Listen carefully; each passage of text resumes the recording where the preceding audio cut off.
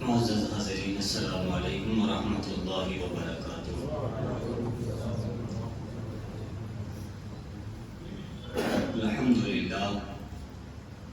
الحمدللہ رب العالمین والعاقبۃ للمتقین والصلاة والسلام علی سید الانبیاء والمرسلین وعلی آلہ واصحابہ اجمعین، اما بعد فاعوذ باللہ من الشیطان الرجیم، بسم اللہ الرحمن الرحیم۔ فقد قال اللہ تبارک وتعالی فی القرآن المجید والفرقان الحمید، ان الذین آمنوا وعملوا الصالحات سیجعل لهم الرحمن ودا۔ آمنت باللہ صدق اللہ مولانا العظیم وبلغنا رسوله النبی النبی الکریم، ونحن على ذلك لمن الشاهدين والشاكرين والحمد لله رب العالمين۔ غوث اعظم بمنے بے سر و ساما مدد، قبلہ دین مدد، کعبہ ایمان مدد، بگردہ بے بلا افتاد کشتی، ضعیفان شکستہ رات و پشتی، بحق خواجہ عثمان ہارونی مدد کن یا معین الدین چشتی رضی اللہ تعالیٰ عنہ۔ قادری جمع رہے یا غوث اعظم بھی سنم، رمز شیخ احمد رضا خان قطب عالم بھی سنم۔ آئیے حضرات، کچھ معرض و معروض کا سلسلہ شروع کرنے سے قبل انتہائی عقیدت و محبت کے ساتھ درود و سلام کی ڈالیاں نچھاور کریں۔ پڑھیے بابا سے بلند اللہم صلی علی سیدنا مولانا محمد مبارک وسلم صلی علیہ صلاۃ و سلام علیک یا رسول اللہ صلی اللہ تعالی علیہ وآلہ وسلم۔ اللہ رب العزت کا بے پایا فضل عظیم احسان عظیم ہے کہ اس نے اپنے پیارے محبوب صلی اللہ تعالی علیہ وسلم کی امت میں پیدا فرمایا اور بے شمار انعام و اکرام سے ہمیں نوازا۔ حضرات، یہ مبارک مہینہ بڑے پیر کا، بڑی 11ویں کا مبارک مہینہ ہے۔ اولیاء کاملین، بزرگان دین سے ہم سب عقیدت و محبت رکھنے والے ہیں۔ اللہ ہماری اس محبت کے چراغ کو ہمارے دلوں میں جلوگر فرمائے اور صبح قیامت تک ان کی محبت ہمارے سینوں میں جگمگاتی رہے۔ حضرات، ہمارے غوث اعظم رضی اللہ تعالی عنہ جو تمام ولیوں کے ولی ہیں،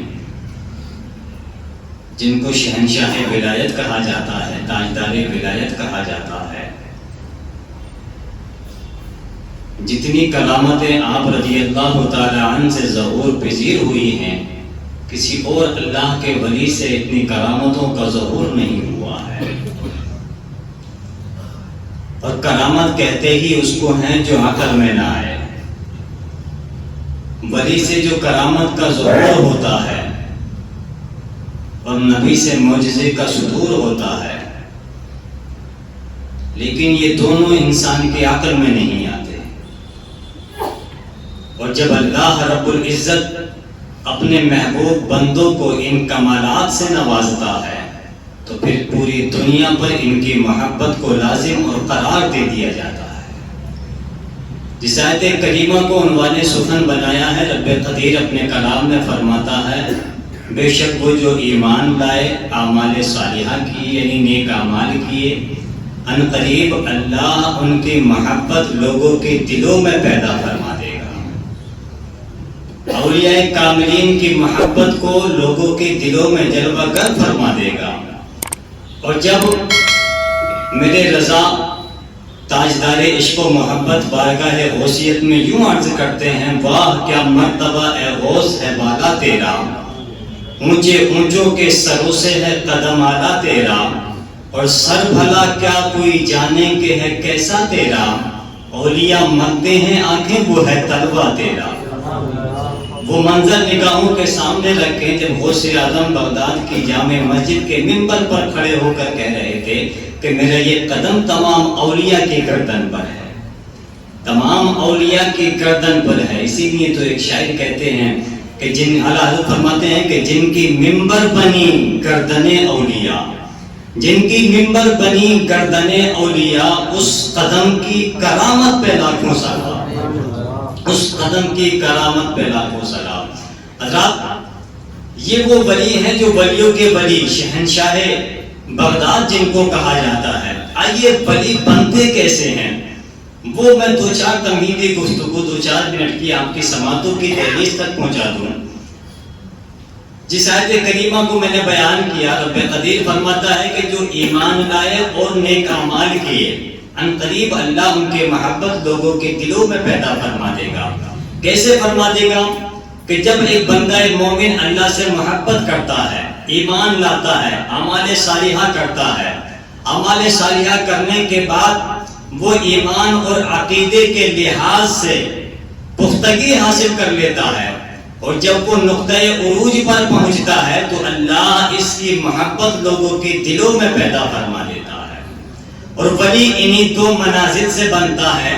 کیسے بنتا ہے؟ جب تک عقیدہ صحیح نہ ہو ولایت کا سبب نہیں ملتا، جب تک عقیدہ صحیح نہ ہو ولایت کا سبب نہیں ملتا، اور جب تک عمل صالح نہ ہو یعنی اچھے عمل نہ ہو تو ولایت کی سند نہیں ملتی ہے، ولایت کی سند نہیں ملتی ہے۔ اب دیکھیں حضرات، جب بندہ مومن اپنے رب سے محبت کرنا شروع کر دیتا ہے، اپنے آپ کو اللہ کی محبت میں غرق کر دیتا ہے، جذب کر دیتا ہے، تو اللہ بھی اس بندے سے محبت کرنا شروع کر دیتا ہے۔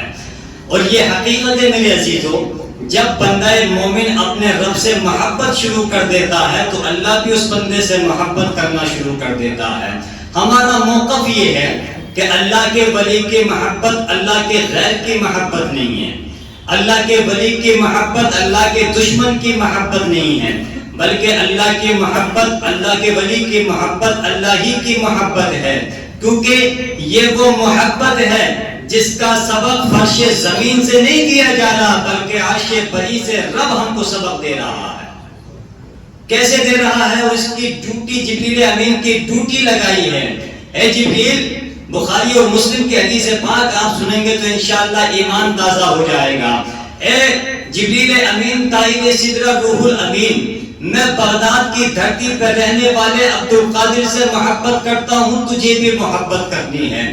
میں قریہ شریف کی زمین پر رہنے والے علاء الدین سے محبت کرتا ہوں، تجھے بھی محبت کرنا ہے۔ اللہ اکبر۔ جب بندہ مومن اپنے رب سے محبت کرنا شروع کر دیتا ہے اور اللہ بھی اس سے محبت شروع کر دیتا ہے تو اس محبت کا صلہ کیا ملتا ہے، بدلہ کیا ملتا ہے؟ تو سنو بخاری شریف کی حدیث پاک اور صحیح مسلم کی حدیث پاک، باب البر والصلاۃ والادب اٹھا کر دیکھو میرے عزیزو، تو ایمان تازہ ہو جائے گا کہ اللہ نے اپنے ولی سے کیسے محبت کی ہے۔ اللہ کے رسول صلی اللہ تعالی علیہ وسلم ارشاد فرماتے ہیں، ان اللہ اذا احب عبدا دعا جبریل فقال انی احبہ فلانا فاحبہ۔ اے جبریل امین تائب سدرہ روح الامین، میں فلاں بندے سے محبت کرتا ہوں، تو بھی محبت فرما۔ اللہ اکبر میرے عزیزوں، اللہ جبریل امین کو بلاتا ہے اور بلانے کے بعد فرماتا ہے جبریل میں فلاں بندے سے محبت کرتا ہوں، تو بھی محبت فرما، تو بھی محبت کر۔ اب جبریل امین بھی اللہ کے اس ولی سے محبت کرنے لگ جاتے ہیں۔ اب جب یہ محبت کرنے لگ جاتے ہیں، اب یہ محبت رکتی نہیں ہے۔ محبت کو اللہ چھپا کے نہیں رکھتا ہے، بلکہ آسمان میں جبریل امین کو بتایا کہ تو بھی محبت کر، میں محبت کرتا ہوں، تو جبریل امین بھی اللہ کے اس ولی سے محبت کرنے لگ جاتے ہیں۔ اب جبریل امین کو حکم ہوتا ہے کہ وہ ساتوں آسمان پہ اعلان کرتے ہیں، اور سب سے پہلے عرش اعظم کو اٹھانے والے فرشتوں سے خطاب ہوتا ہے، اے عرش اعظم کے اٹھانے والے فرشتوں، تمہارا رب بغداد کی دھرتی پہ رہنے والے عبد القادر سے محبت کرتا ہے، تم بھی محبت کرو۔ تو عرش اعظم کے اٹھانے والے فرشتے بھی اللہ کے اس ولی سے محبت کرنے لگ جاتے ہیں۔ اور جب بندہ مومن اللہ سے محبت کرتا ہے، اپنے آپ کو قربان کر دیتا ہے، اور پیارے میں بتا دوں آپ کو، بندہ حقیقت میں اپنے رب سے اتنی محبت نہیں فرماتا جتنا خالق کائنات ہم گناہگاروں سے محبت فرماتا ہے۔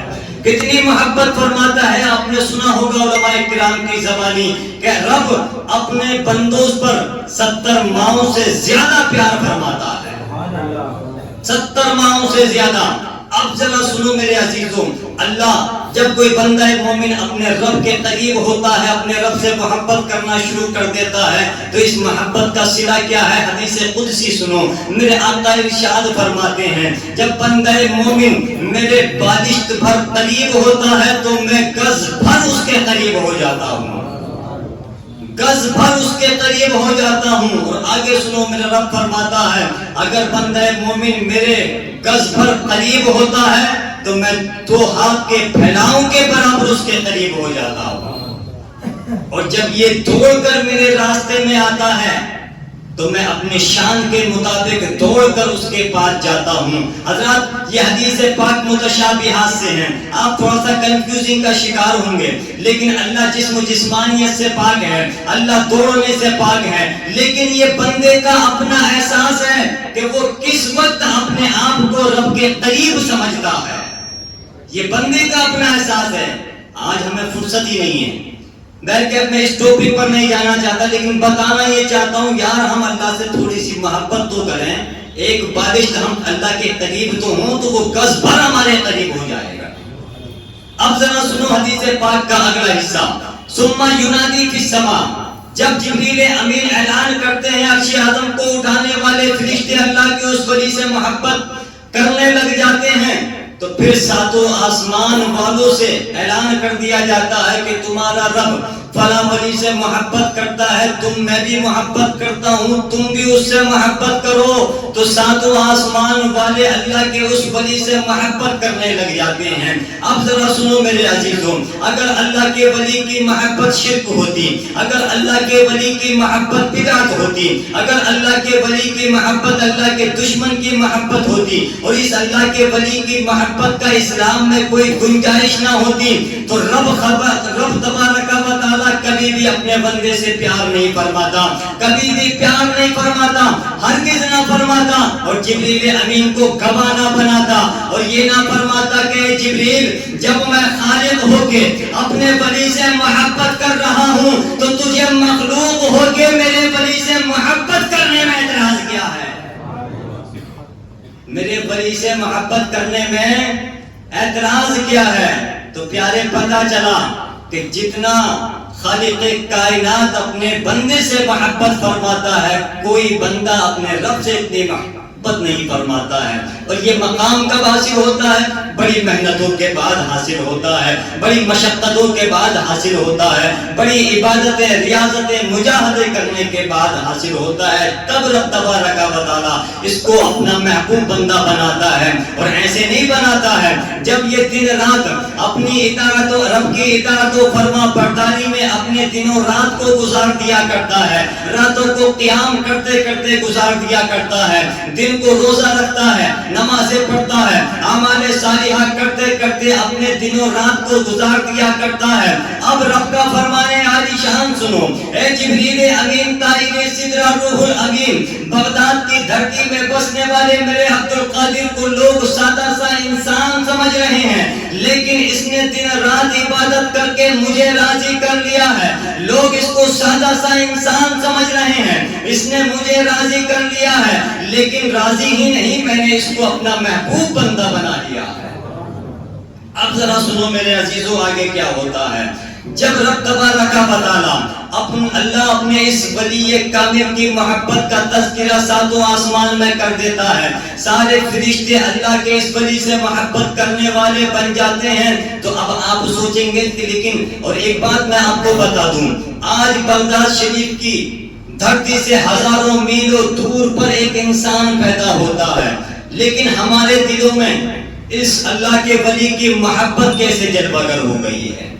اس اللہ کے ولی کی محبت کو جو آج ہم اپنے دلوں میں بسائے ہوئے ہیں، روشنی کے چراغ جل رہے ہیں، یہ محبت ہمارے دلوں میں کیسے پیدا ہو گئی؟ آپ اپنے ذہن کو کھنگالیں تو آپ کو پتا چلے گا وہ کون سی طاقت ہے جو یہ دلوں میں محبتوں کا بیج بوتی ہے، وہ کون سی طاقت ہے جو یہ محبتوں کے اس گلستان کو آباد کرتی ہے۔ لیکن آپ نے سوچا کبھی اپنے ذہن پر زور ڈالا؟ نہیں، لیکن جب ہم نے شعور کی حد کو پہنچے تو ہمیں پتا چلا ہماری یادداشت کے پہلے پنے پر غوث اعظم کا نام لکھا ہوتا ہے، اللہ اللہ کے ولی کی محبت ہمارے سینے میں جلوہ گر ہو جاتی ہے. کیسے ہو جاتی ہے؟ سنو ذرا اگلے جملے. یا ثم یوضع له القبول فی الارض. جب ساتواں آسمان میں اس اللہ کے ولی کا تذکرہ عام ہو جاتا ہے تو تذکرہ جو ہے جب تک ساتواں آسمان میں اس وقت تک ولی کی کوئی مقبولیت نہیں ہوتی. کوئی انسان اس کو نہیں پہچانتا, کوئی نہیں جانتا, کیونکہ وہ تو جنگلوں میں رہ کر اپنے رب کو راضی کر رہا ہے. وہ تو جنگلوں میں رہ کر اپنے رب کو راضی کرنے کے لیے ہمیشہ طالب ہے, طلبگار ہے, رب کا طلبگار ہے. لیکن کوئی بھی انسان اس کو اس وقت تک نہیں جانتا جب تک ساتوں آسمان میں اس کا تذکرہ عام نہ ہو جائے. اب جب اس کا تذکرہ عرش اعظم پر ساتوں آسمان والوں پر عام ہو گیا, ثم یوضع له القبول فی الارض, پھر زمین کی مقبولیت رکھ دی جاتی ہے. زمین میں اس اللہ کے ولی کی مقبولیت رکھ دی جاتی ہے. کیسے رکھ دی جاتی ہے؟ سنو ذرا میرے عزیزوں. آسمان سے فرشتوں کا ایک جھرمٹ اترتا ہے, ایک جلوس اترتا ہے, اور جب یہ جلوس زمین کے چپے چپے سے گزرتا ہے, جدھر جدھر سے گزرتا چلا جاتا ہے, اللہ اپنے ولی کی محبت لوگوں کے دلوں میں پیدا فرماتا چلا جاتا ہے. اللہ اپنے ولی کی محبت لوگوں کے دلوں میں پیدا کرتا چلا جاتا ہے. آپ اندازہ لگاؤ میرے عزیزوں, کتنا وقت ہو گیا ہے, کتنی تحریکیں اٹھ رہی ہیں, لوگوں نے کیا کچھ نہیں کیا ہے, اولیاء کرام کی محبتوں کو دلوں سے نکالنے کے لیے کیا کچھ نہیں کر رہے ہیں, کتنی تحریکیں اٹھائی جا رہی ہیں, کتنے ڈالرز روپیے پیسے خرچ کیے جا رہے ہیں, اجتماعات کیے جا رہے ہیں, لیکن ان ظالموں کو پتا نہیں کہ یہ اللہ کے ولی کی محبت کا درس فرش زمین سے نہیں دیا جا رہا بلکہ عرش بری سے رب ہمیں دے رہا ہے. عرش بری سے رب ہمیں دے رہا ہے.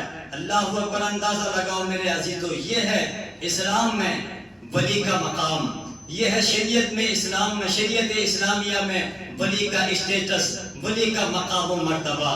آپ ملاحظہ فرمائیں, رب قدیر اپنے کلام میں فرماتا ہے کہ بے شک وہ جو ایمان لائے, اعمال صالحہ کیے, ان قریب اللہ ان کی محبت لوگوں کے دلوں میں پیدا فرما دیتا ہے. حضرات محترم, ایک شیخ المحدثین جن کو امام حمیدی رحمت اللہ تعالی علیہ کے نام سے جو دنیا جانتی اور پہچانتی ہے, ہجری 488 ان کا وصال مبارک ہے.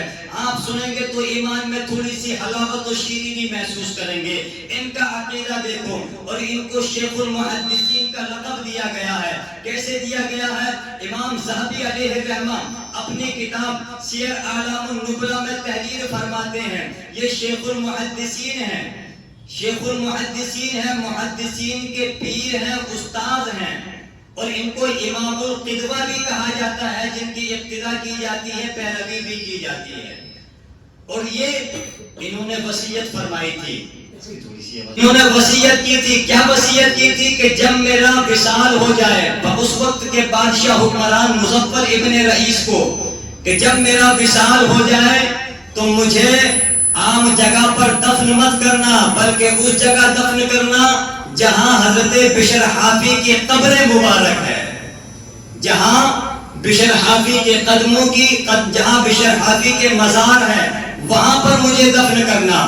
اللہ اکبر. وقت گزرتا چلا گیا, حضرت امام حمیدی رحمت اللہ تعالی اس دنیا کو چھوڑ کر چلے جاتے ہیں, اور جانے کے بعد ان کو باب الحرب ابرز میں دفن کر دیا گیا. ان کی وصیت کے مطابق ان کو وہاں پر دفن نہ کیا جہاں انہوں نے وصیت کی تھی. جب ان کو دفن کیا گیا, خراسان نے وصیت پر کوئی عمل نہیں کیا, کوئی دھیان نہ دیا, باب ابرز میں ان کو دفن کیا گیا. جہاں انہوں نے وصیت کی وہاں پر دفن نہیں کیا گیا. 2 سال تک وہاں دفن ہو گئے, کوئی اعتراض نہیں تھا, کوئی ایکشن نہیں تھا. 2 سال صبر کر کے بیٹھ گئے, اور 2 سال کے بعد اسی بادشاہ مظفر ابن رئیس کے خواب میں آتے ہیں, اور آنے کے بعد کیا کہتے ہیں کہ اے بادشاہ مظفر, میں نے تجھے وصیت کی تھی کہ مجھے بشر حافی کے قدموں میں دفن کرنا, اس عام جگہ پر, عام قبرستان میں دفن مت کرنا. تم نے میری وصیت پر عمل کیوں نہیں کیا؟ اس بادشاہ پر غصہ فرمایا حضرت امام حمیدی رحمت اللہ تعالی علیہ نے. اب حضرت امام حمیدی رحمت اللہ علیہ فرماتے ہیں کہ مجھے یہاں سے نکالو اور بشر حافی کے قدموں میں مجھے دفن کرو, بشر حافی کے قدموں میں مجھے دفن کرو. اللہ اکبر 2 سال کے بعد، تیسرے سال کے بعد ان کو اس جگہ سے نکال کر حضرت بشر حافی کے قدموں میں دفن کیا گیا، جہاں امام اعظم ابو حنیفہ رحمۃ اللہ تعالی علیہ کی بھی قبر ہے، جہاں حضرت بشر حافی کی بھی قبر ہے۔ اور وہ بشر حافی جو ولیوں کے ولی ہیں، جو صوفیوں کے ساتھ صوفی ہیں، جنہوں نے جب اللہ کے ولی مقرب بندے بن گئے تو اللہ کے فرش پر کبھی جوتا چپل لے کر نہیں چلے ہیں، جوتا چپل لے کر نہیں چلے ہیں۔ اور اللہ نے بھی اس وقت کے، ان کے وقت کے جو جانور تھے، ان کو یہ حکم دے دیا گیا تھا کہ کوئی بھی راستے میں گندگی نہ کرے، کہیں ایسا نہ ہو کہ میرے بشر کا پاؤں گندا ہو جائے۔ ذرا بولو یار محبت سے کہ میرے بشر کا پاؤں گندا نہ ہو جائے۔ ان کا عقیدہ دیکھو اور ان کا نظریہ دیکھو، کیا وصیت کر کے گئے ہیں کہ مجھے بشر حافی کے قدموں میں دفن کرنا۔ ان کو جب دفن کیا گیا تو حافظ ابن عساکر فرماتے ہیں اور امام ذہبی علیہ الرحمہ اپنی کتاب سیر اعلام النبلہ میں تحریر فرماتے ہیں کہ جب ان کے جسم کو نکال کر حضرت بشر حافی کے قدموں میں دفن کیا گیا تھا، وَكَانَ كَفْنُهُ جَدِيدًا وَبَدَنُهُ طَرِيًّا يَفُوحُ مِنْهُ رَائِحَةُ الطَّيِّبِ۔ ترجمہ سنو گے تو ایمان میں تازگی پیدا کرو گے۔ وہ فرماتے ہیں کہ جب ان کا جسم نکالا گیا تھا تو کفن تازہ تھا، کفن نیا تھا، بدن تازہ تھا اور جسم سے خوشبو نکل رہی تھی۔ سبحان اللہ، جسم سے خوشبو نکل رہی تھی۔ اللہ اللہ، آپ اندازہ لگاؤ میرے عزیز، تو یہ ہے اس عقیدے کی شان کہ جن کی حقانیت آج بھی ہم بوانگ دہل اعلان کرتے ہیں، اور خود اتنے بڑے محدث گزرے ہیں کہ حضرت بشر حافی کے پاس دفن نہ کیا گیا تو اپنی اتنی ویلیو تو ہے، اتنا اسٹیٹس تو ہے کہ جسم نیا ہے، جسم تازہ ہے، کفن نیا ہے اور بدن سے خوشبو نکل رہی ہے۔ یہ اللہ کے ولیوں کا مقام ہے، اور انہوں نے اپنا عقیدہ بتا کر دنیا کو بتا دیا تھا، اور سارے ائمہ اور یہ عقیدہ امت کا ہر دور میں رہا ہے۔ الحمدللہ سارے اہل حدیث جتنے بھی تھے پہلے والے، سب اسی عقیدے پر چلنے والے تھے۔ اب اعتراض کرتے ہو کہ بریلی والوں ایسے کہتے ہیں، بریلی والے قبر پجوا ہیں، قبر کے پرستار ہیں معاذ اللہ رب العالمین۔ اس وقت تو بریلی کا بھی عطا پتہ نہیں تھا، لگا مولوی فتویٰ کہ حضرت بشر حافی کے پاس حضرت امام حمیدی یہ تمنا کر رہے ہیں کہ اگر ان کے پاس مجھے دفن کر دیا جائے گا تو بعد وصال بھی میری قبر ٹھنڈی رہے گی اور مجھے فیض برابر ملتا رہے گا۔ تو یہ عقیدہ امت کا ہر دور میں رہا ہے۔ اور آج آپ جانتے ہیں اہل حدیث کون کون اپنے آپ کو کہلوا رہے ہیں؟ جو جوتا ٹاک رہا ہے وہ اپنے آپ کو اہل حدیث بنا پھر رہا ہے، جو ریڑھی لگا رہا ہے، ٹھیلا چلا رہا ہے، اپنے آپ کو اہل حدیث کہتا پھر رہا ہے، لگا فتویٰ مولوی۔ اور جو یہ اہل حدیث کے جتنے بھی امام اپنے آپ کو اہل حدیث کہتے پھر رہے ہیں، ٹیڑے مکوڑے معاذ اللہ، ان سے کہو کہ لگا فتویٰ امام حمیدی رحمۃ اللہ تعالی علیہ پر۔ اور آئندہ جمعے کو بھی اس سے بھی زیادہ پوائنٹڈ گفتگو آپ ملاحظہ فرمانے کی کوشش کریں گے، زندگی اللہ نے رکھی۔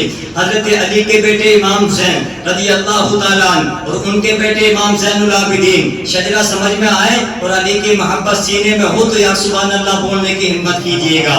حضرت علی کے بیٹے امام حسین، ان کے بیٹے امام زین العابدین، ان کے بیٹے امام محمد باقر، ان کے بیٹے امام جعفر صادق، ان کے بیٹے امام موسیٰ کاظم، اور ان کے بیٹے حضرت علی رضا رضی اللہ تعالی عنہ، جن کا مزار ایران کے مقام طوس میں ہے اور اس دور میں اس کو مشہد کہا جاتا ہے۔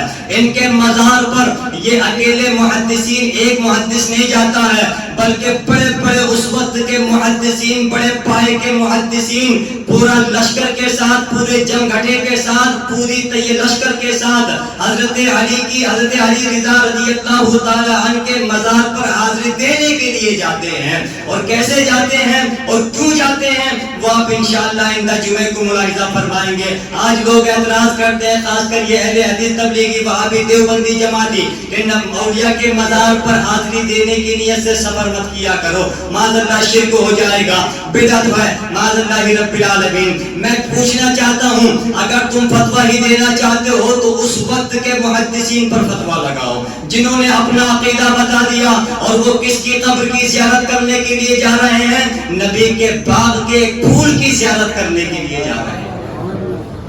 تو انشاءاللہ الرحمن زندگی اللہ نے رکھی تو ملاحظہ فرمائیں گے. رب قدیر کی بارگاہ میں دعا ہے مولا ہمیں اولیاء کی محبت کو سینے میں رکھنا